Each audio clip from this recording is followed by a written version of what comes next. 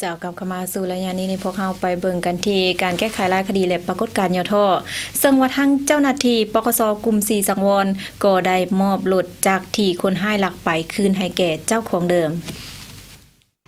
ในวันที่20พฤศจิกายน2014ผ่านมานี้อยู่ที่ห้องการปกสกลุ่มบ้านศรีสังวรได้มอบรถจักรที่คนให้ลักไปคืนให้แก่เจ้าของเดิมโดยให้เกียรติการมอบของทานพันตรีคำใสราชวงศ์หัวหน้าตำรวจปกสกลุ่มบ้านศรีสังวร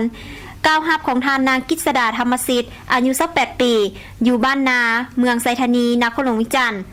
ซึ่งรถคันดังกล่าวได้ถูกคนให้ลักไปในวันที่31ตุลาคม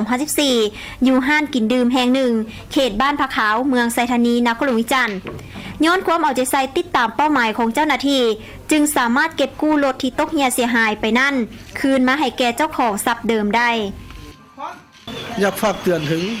พ่อแม่พี่น้องประชาชนทั่วกลุ่ม3ก็คือทั่วนครหลวงเวียงจันทร์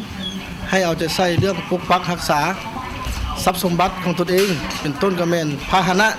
ต่างๆในการไปการมาตลาดร้านลีหรือไปซื้อเครื่องตามห้างต่างๆยังให้มีการติดตามและก็กวดกายังให้ฝากคักแนะเพื่อป้องกันทรัพย์สมบัติของตนเองเพื่อบ่ให้ตกเหี่ยเสียหายถ้าว่าตกเหี่ยเสียหายแล้วมันก็เสียเวลาเสียทรัพย์สินข้าพเจ้ากับซื้อกิษดาเนาะเพื่ออยากฝากไปเบิดทุกผู้ทุกคนเนาะให้มีความสติเตือนใจว่าถ้าไปทางไหนก็ขอให้ฝากรถไว้ก่อนบ่ต้องว่าย่านเสียเงินเพราะว่าข้าพเจ้าเคยถือมาแล้วบ่ได้ฝากรถแล้วก็เสียมาบ่มีความรับผิดชอบทางใดหรือทางสิ้นมีแต่ตัวเองรับผิดชอบตัวเองอันนี้ก็ภูมิใจในที่ว่า